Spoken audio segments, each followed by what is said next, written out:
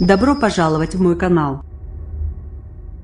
La virulence avec laquelle l'arbitre est critiqué pour son geste lors de Nantes, PSG interroge sur le statut de ces acteurs indispensables mais déconsidérés.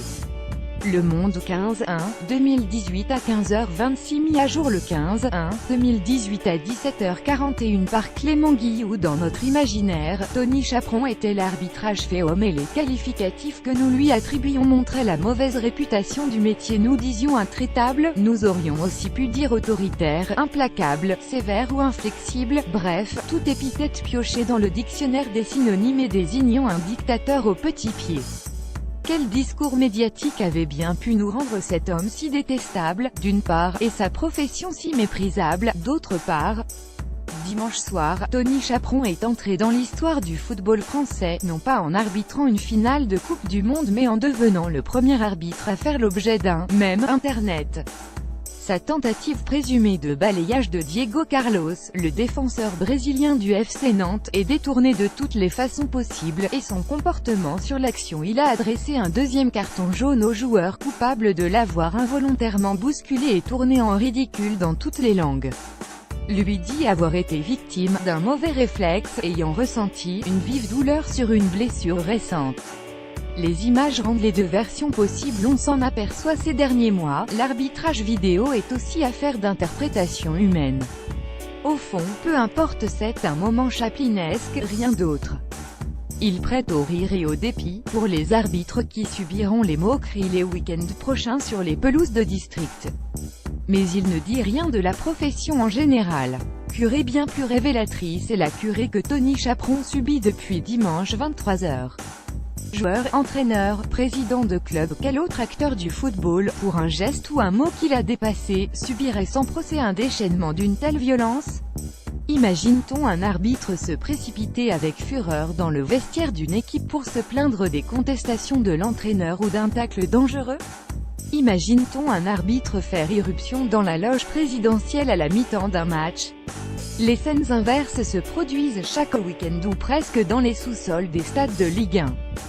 Procureur des comportements arbitraux, Pierre Ménès était encore dimanche à l'avant-poste dans ce courageux combat, décrétant avec finesse qu'il fallait virer les nuls, c'était à la télé et en profiter pour taper du poing sur la table, car ces gens-là sont tellement contents d'eux et accumulent tellement d'erreurs qu'ils en deviennent un profond problème pour le football français, c'était sur son blog. Plus tôt dans la soirée, le commentateur vedette de Canal Stéphane Guy s'était égosillé après un but refusé pour hors-jeu au FC Nantes, sur la base d'un « révélateur » de hors-jeu grossièrement placé et privant l'arbitre de sa faculté d'interprétation de l'action. Évidemment, Tony Chaperon est bien plus utile au football que tous ceux qui lui tombent dessus. Celui qui prendra sa retraite à la fin de la saison à l'âge de 45 ans, figure année après année parmi les arbitres français les mieux notés par leurs évaluateurs, et se voit régulièrement confier le sifflet de match important. Cela malgré l'antipathie qu'il suscite dans le football français, ce qui doit dire quelque chose de sa capacité à prendre des bonnes décisions.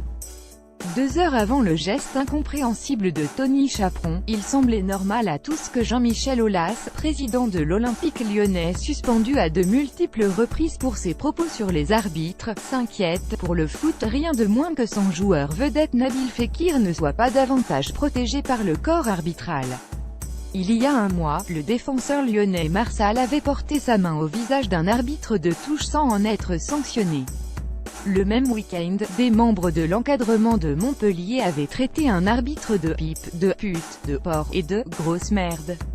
Le geste de Tony Chaperon n'est rien d'autre que l'accès d'autoritarisme d'un arbitre qui lui vaudra une fin de carrière infâme et loin des honneurs auxquels il aurait pu prétendre. Les réactions excessives qu'il suscite, en revanche, rappellent qu'il est miraculeux que le rôle, qui ne rémunère qu'une infime élite, suscite encore des vocations. Particulièrement dans le football, seul sport où l'on tolère que l'arbitre fasse l'objet d'autant de commentaires publics et de pression physique de la part des joueurs. Lire aussi en Corrèze, le football amateur marche contre les violences en Corrèze, le week-end des 9 et 10 décembre, on n'a pas pu jouer au football. Le district avait décrété une grève, les agressions d'arbitres devenaient trop fréquentes. Et Tony Chaperon n'était pas dans le coup.